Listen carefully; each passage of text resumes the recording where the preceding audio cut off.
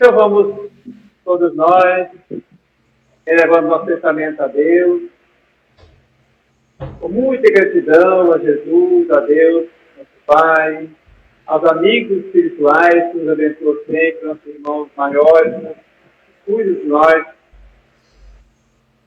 Damos graças a Ele por toda a misericórdia. Permita, Jesus, que a Sua luz imensa possa ser derramada por cada canto do planeta, especialmente as regiões onde há guerras, mentalizando aqueles irmãos, mais de 1,5 milhão de pessoas vivendo em barracas, sem nenhuma condição, faltando muitos alimentos, faltando muitas dificuldades. Que Deus possa abençoar cada um dos irmãos, abençoando também todos os irmãos envolvidos, e tudo que se provocam as guerras possam repensar para que o cessar-fogo aconteça e que todos possam voltar em paz para seus lares e que a vida possa continuar normalmente.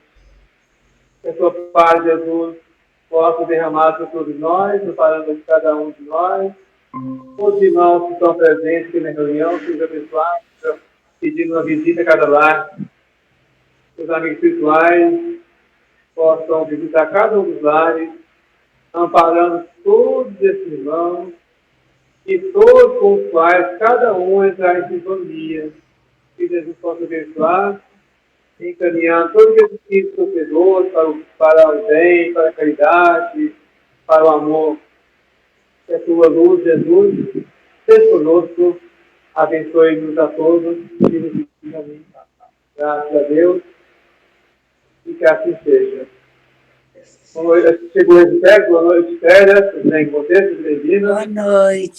Boa noite a todos. Boa noite, garoto.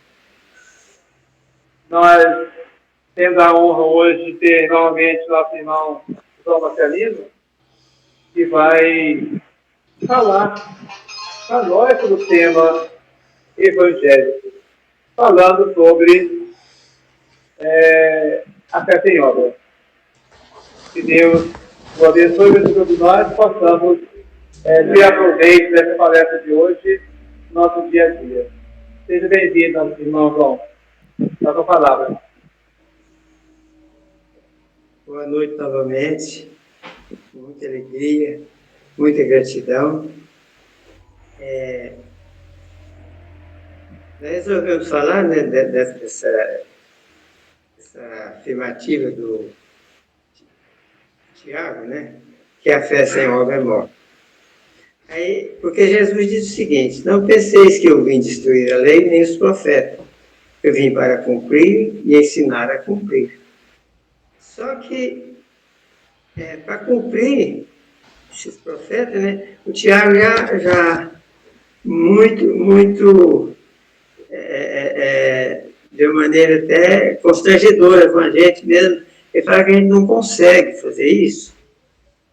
Por que a gente não consegue? O primeiro pedido que Jesus ensinou foi: nós temos que passar pela porta estreita.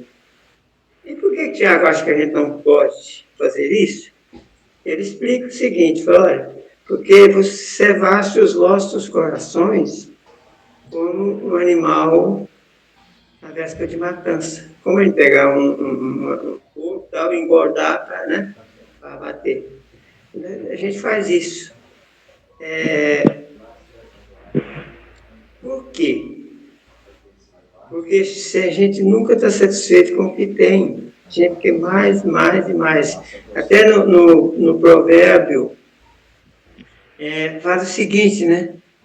Que pergunta: se você achou mel, coma só o que te basta, para não ter que vomitar depois. O que vomitar depois é descartar exatamente os excessos. Porque eu vou comendo, vou enchendo, como é que eu vou passar na porta estreita? Eu vou enchendo, né? Vou crescendo, não tem como passar nessa porta estreita. Então, esse vomitar é exatamente tirar os excessos. E às vezes dói. A gente lembra daquela passagem do Lázaro e o bico, né?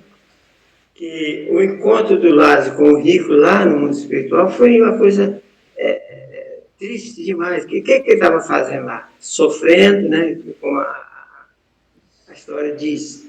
Exatamente, estava descartando os excessos. Ele teve tudo do bom e do melhor, fazia festa todos os dias, sempre comendo mais e mais e mais, e nunca estava satisfeito. Então chega um momento, por isso que o pregador disse no provérbio, come só o que te basta, porque para vomitar depois vai doer muito. Vai ser muito difícil. E outra coisa, isso começou lá no começo mesmo, lá no tempo de Moisés. Quando Deus mandou o maná, o pão do céu, né? A primeira recomendação foi exatamente isso. Exatamente isso.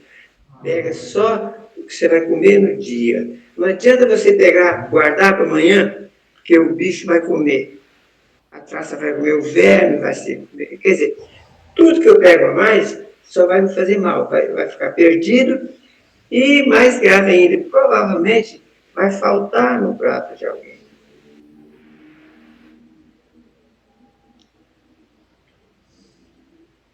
É por isso que Jesus ensinou na oração que ele pede, Pai, dai-nos o pão de cada dia. Dai-nos o pão de cada dia. E a lei ainda ensina. O que é a obra para ganhar o pão? Ganhar o seu pão com o suor do seu rosto. Essa é a primeira obra. Porque essa é algo que a obra que eu realmente tenho que fazer é pegar o evangelho, ir na igreja, fazer caridade, tudo isso é ótimo, é maravilhoso, abre um caminho, mas a obra verdadeira tem que fazer em mim mesmo. Tem que fazer essa viagem dentro de mim. E ver o que eu estou, como eu estou aproveitando o maná que o céu está me trazendo. Esse maná não é só arroz com feijão, é os ensinamentos do Cristo, os profetas ensinam. Eu aprendo no centro espírita, na igreja, na missa, estava ensinando a comer o pão de cada dia, a buscar o pão de cada dia. Para não comer demais, para não ficar igual ao animal na véspera de matança. Né? E outra coisa que o Tiago ensina, ele pergunta, né? Você crê que há um só Deus? Que Deus é único? Vai muito bem. É ótimo. Mas só crer não vale, não é o bastante. Porque ele diz ainda, olha, que os demônios também creem e temem de medo. Os demônios creem, eles sabem que existe um só Deus. E por que tem medo? O medo é exatamente porque eu não estou fazendo a obra. Eu não estou buscando o pão de cada dia. Tem uma passagem que Jesus chega num domingo, esse domingo eu estou pondo minha conta, não tenho certeza se foi realmente um domingo, mas Jesus chega numa igreja, está lá um rapaz às voltas com um obsessor, que a Bíblia chama de um demônio, né? Quando aquele irmão sofredor vê Jesus, o que ele diz? O que o senhor está querendo? Eu sei muito bem que o senhor é o Filho do Deus Altíssimo. Quer dizer, ele conhece Jesus mais do que eu, mais do que qualquer um de nós, mas não consegue fazer a obra. Não consegue buscar o reino de Deus e sua justiça. Quer dizer, não faz essa viagem para dentro de si. E tem outra passagem de Jesus também, que é aquela que chega numa ilha, encontra lá um sujeito, né? Um irmão com os obsessores. Ele tem aquele episódio dos porcos, lembra? E quando ele viu Jesus, ele ficou bravo. O que o senhor quer com a gente? Ainda não chegou a nossa hora. Quer dizer, ele sabe até que ele tem o direito de estar ali. Ele acha que ele tem o direito de atormentar alguém. Quer dizer, ele está vingando, eu não sei lá o quê. Mas ele se julga no direito. Ainda não chegou a nossa hora. O que o senhor quer? Tá bom. Aí vê a posição das pessoas, o nosso posicionamento, né, o nosso estado de espírito, fica bem claro ali. ele manda os porcos levar os espíritos, cair no mar e tal, estava sabendo da história. Primeiro, o que aconteceu estranho? Que todo mundo conhecia o rapaz doente, ele ia sofrendo horrores ali, era dominado pelos espíritos sofredores, né? Mas os donos dos porcos ficou muito bem, livrou o rapaz e tal, mas e quem vai pagar o prejuízo? Os nossos porcos morreram afogados. Quem vai pagar o meu povo? Né? Outra coisa importantíssima, um ensinamento precioso, foi também com o rapaz doente. Depois que passou a comemoração, aquela alegria e tal, ele foi procurar Jesus, prostrou aos pés de Jesus e pediu: Senhor, eu quero segui-lo. Deixa com o Senhor. Falei: claro, você vai me seguir, mas, olha, gente, qual a viagem que eu tenho que fazer? A minha obra é essa: volta para os teus, volta para a tua casa e vai ensinar para os teus as maravilhas que Deus fez na sua vida, não fui eu. As maravilhas que Deus fez na sua vida, é o que Jesus falou. Quer dizer, volta para casa, faz essa viagem. A sua obra é essa: é levar o reino de Deus para quem te deu o pão, para quem te deu o lar, para quem te deu o berço, para quem te amamentou. Leva o reino de Deus para as pessoas. Né? Desculpe. Uma coisa que Tiago fazia é que ele buscou sempre esse conselho do Cristo, né? Sempre. Eu não vim destruir a lei, eu vim ensinar a cumprir os profetas e tal. Ele cita o pessoal da Bíblia, até as pessoas. Por exemplo, ele cita o Abraão como exemplo. Naquela passagem, nós conhecemos a história de Abraão, tal, que a Sara não tinha filho, o anjo apareceu, prometeu, ele pegou o filho, pegou Isaac. Tá? Em determinado momento, veio a obra. Veio a obra para Abraão. Chegou para ele: Abraão, eu quero seu filho no holocausto. Me dá o seu filho. Sim, Senhor. Sim. O filho é seu. Pegou o menino e foi levando. No meio do caminho, o menino pergunta: mas pai, está aqui a lenha, o cutelo, as coisas, tudo, mas onde é que está a oferta? O cordeiro a ser sacrificado. A resposta dele mudou toda a história da humanidade. Deus proverá. Eu tenho que fazer a minha parte, que Deus com certeza faz o resto. Tanto nessa passagem, nessa atitude, foi a única, até onde eu sei, foi a única vez que Deus jurou. Francisco. Eu juro por mim mesmo, que vou cuidar do Isaac. Eu vou cuidar do Isaac. E a sua descendência será maior que as estrelas do céu e a areia do mar. Aí, vamos fazer uma pergunta. Onde é que está, então, a descendência do Isaac? Aquela que foi prometida com juramento por Deus. Onde é que está essa descendência? Aqui, graças a Deus, nessa casa maravilhosa, nesse templo que nos acolhe com tanto amor, chamado Sepac, está um pedacinho dessa herança que nosso pai Isaac nos deu. A promessa de Deus. Nós somos essa descendência de Deus. Graças a Deus. Né? Muita misericórdia, graças a Jesus que veio por nós.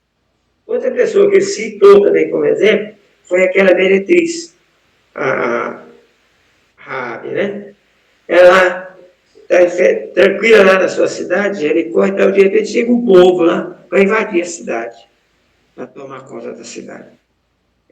Por que tomar a cidade? Porque o nosso Deus, que é o Deus único, é o Deus de amor, é o Deus de perdão, é o Deus que salva, vai nos dar essa terra. Mas tudo que eu procurei na minha vida foi um Deus que me salva, um Deus de amor, um Deus de vida, um Deus que me dá a vida. O que eu faço? A obra que ela fez, colocou o povo para dentro, ajudou o povo, acolheu o povo de Deus. Essa foi a obra dela, né? Uma meretriz. E Tiago pergunta ainda, né?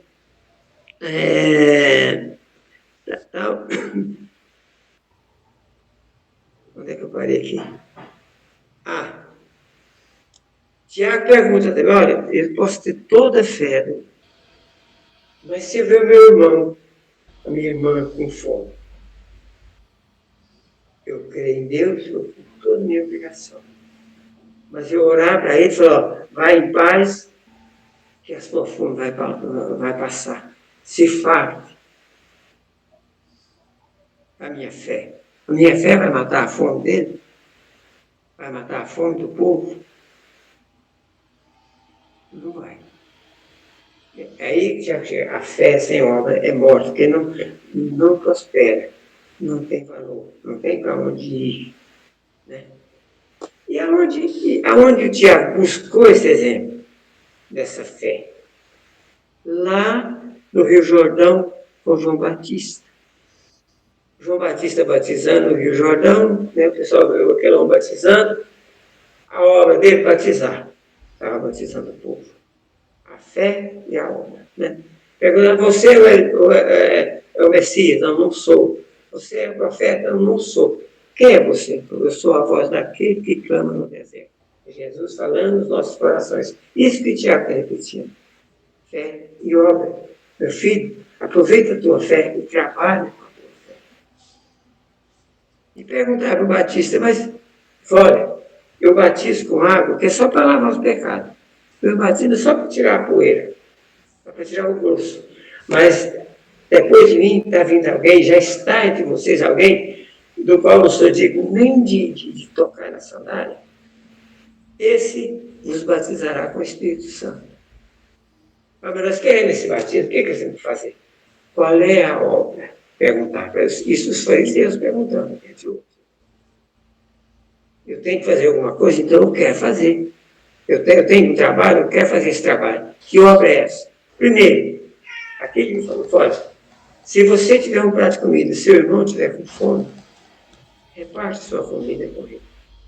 Não faz igual eu guardar para amanhã. Em vez de eu guardar o pão que o céu está me dando, guardar para amanhã o bicho comer, parte por não. Eu só tenho 2 pães, como um agora, e outra à tarde, se eu tiver um, eu vou ficar sem. Parta com seu irmão, parte com ele. Se você tem, seu irmão está com fio, você tem 2 camisetas, dá uma para ele. Dá uma camiseta. Agasalhe o seu irmão. E outra coisa importante também que o Batista ensinou. Isaac aproveita isso, exatamente essa obra, né? E nunca busque mais do que o seu salário. E quando o Tiago falou que nós estamos com o coração inchado, gordo, cevado, ele fala que nós estamos esquecendo até da jornada do trabalhador. Às vezes eu estou, além de eu não alimentar o meu irmão, se bobear, eu ponho para trabalhar ainda não pago o salário. Estou rezando, meu irmão. Então, como é que eu vou batizar? Como é que eu vou receber o Espírito Santo? Né? E não desejo dos outros. Aprenda a agradecer o que eu tenho e esquecer de reclamar. Esqueça de reclamar, né? Do que eu não tenho. E receber o Espírito Santo. Como é que se recebe o Espírito Santo? Alguém recebeu o Espírito Santo lá na cruz do Calvário. Né?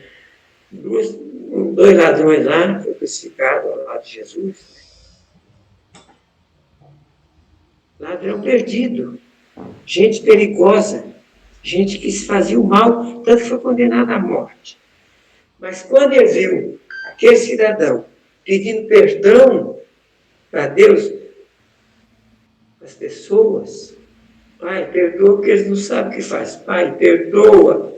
Quando ele viu alguém pedir perdão pelo agressor, pelo assassino, ele não teve dúvida. Ele não teve dúvida. O que ele disse? Senhor, lembra de mim. Lembra de mim, Senhor. Que já sabia que ali estava o reino dos céus. Então, Senhor, quando estiver no seu reino, lembra de mim. O que Jesus responde? Isso que ele está respondendo para nós até hoje. No Evangelho de João, por exemplo, tem várias passagens que Jesus fala isso. O reino de Deus já está entre vós. No Evangelho de Lucas, capítulo 17, esse eu gravei, é um que eu sei de fora, 17, 21. Senhor, quando virá o reino de Deus? O reino de Deus já está em vós. O reino de Deus já está entre vós. Então, o que temos que fazer? Fazer essa viagem, emagrecer, tirar a gordura, cortar os excessos e passar pela porta estreita, onde se chega no reino de Deus e sua justiça. Muito obrigado, muito agradecido. Era isso. Boa noite a todos.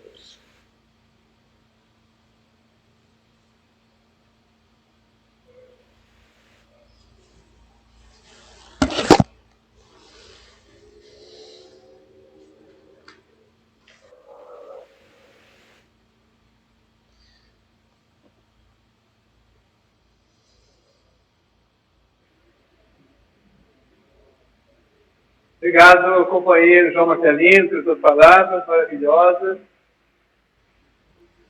Vale muito bem a gente repensar, né, das nossas atitudes. E o que vale realmente, nós sabemos que a fé é o que guia nosso trabalho, mas ela sozinha não basta. Porque se ela for pura, sem nenhuma obra, essa fé, então, não é verdadeira. A verdadeira fé é aquela acompanhada de boas obras, né? Então vamos todos nós agradecermos a Deus, né, por ter tido esse momento maravilhoso de palestra. E agora nós vamos passar para a segunda parte e nós vamos iniciar agora o passe aqui presencialmente, também o passe à distância. Eu convido o nosso irmão Edilon para coordenar aí o passe à distância para nós. Tchau, tchau, dentro com Deus.